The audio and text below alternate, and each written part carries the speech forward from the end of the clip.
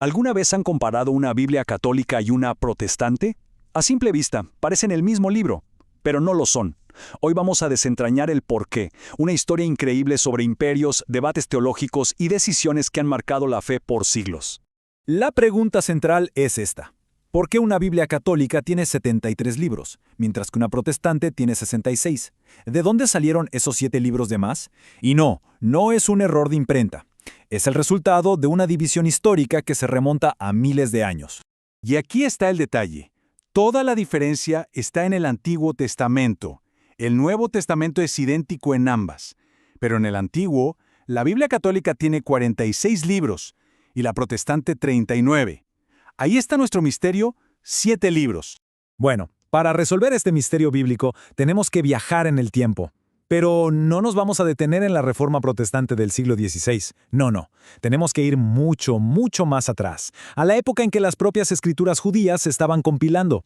Resulta que esta diferencia no es nada moderna.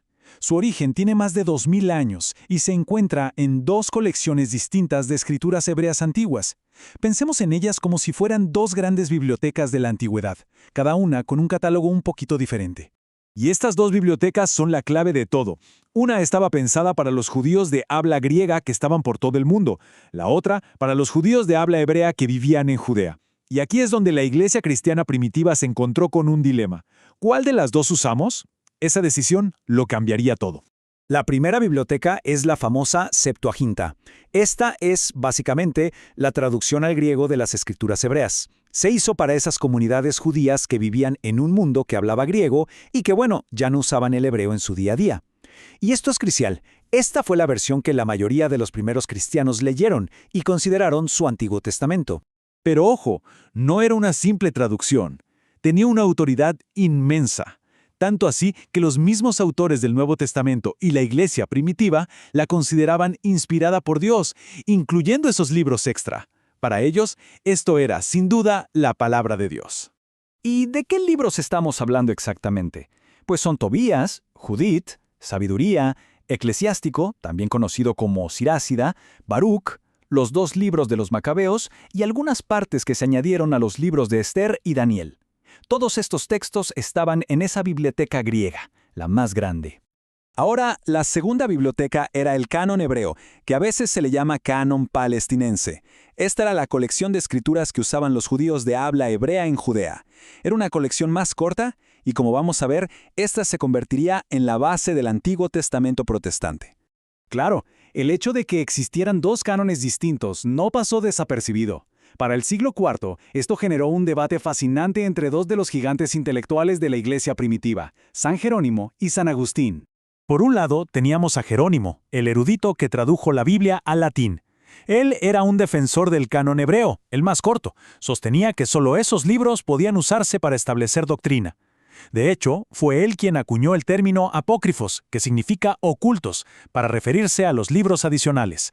Pero en la otra esquina estaba Agustín. Su argumento era más práctico. La iglesia llevaba siglos usando la versión larga, la Septuaginta.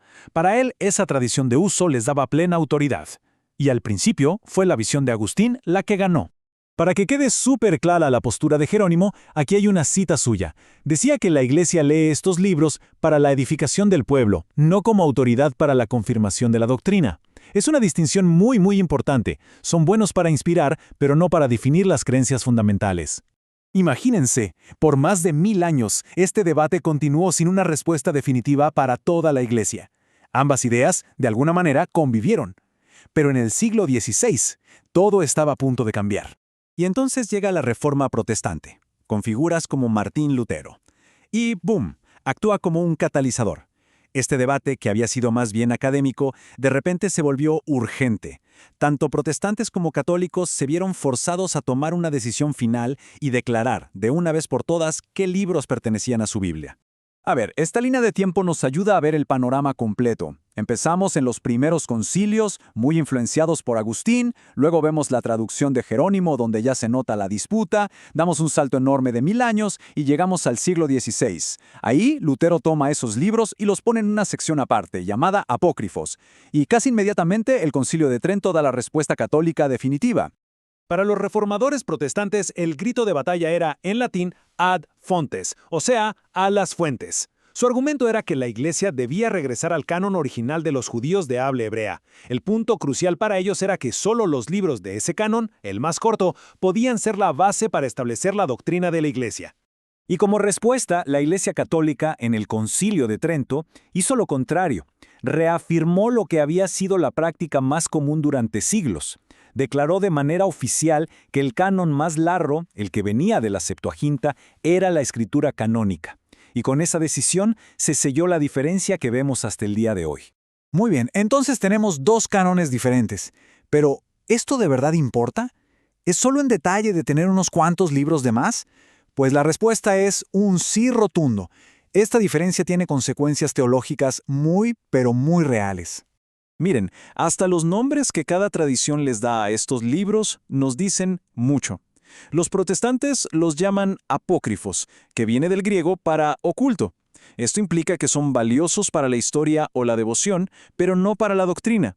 En cambio, los católicos los llaman deuterocanónicos, que significa segundo canon. Con esto reconocen que se confirmaron más tarde, pero afirman que son escritura inspirada, con la misma autoridad que el resto.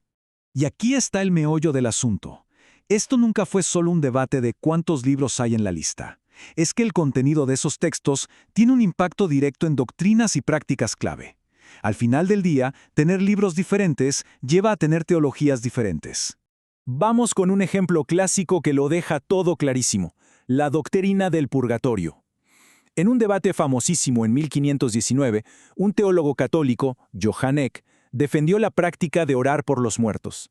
¿Y cuál fue su prueba principal? Pues un pasaje del segundo libro de los Macabeos, justo uno de los libros deuterocanónicos.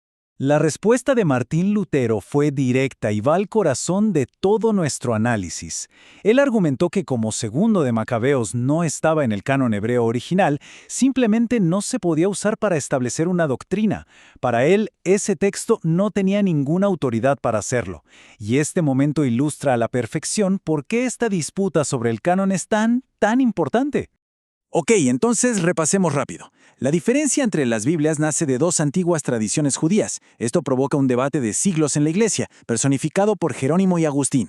Luego, la Reforma Protestante en el siglo XVI fuerza una decisión, y el Concilio de Trento finalmente sella dos cánones diferentes, lo que tiene consecuencias doctrinales como la del purgatorio, que se sienten hasta hoy. Al final, toda esta historia de 7 libros nos deja con una pregunta mucho más profunda, una pregunta atemporal. ¿Cómo es que una comunidad decide qué textos antiguos tienen autoridad divina? ¿Y quién tiene el poder para tomar esa decisión? Es una pregunta sobre historia, sobre tradición y sobre fe que claramente sigue muy vigente. Gracias por habernos acompañado.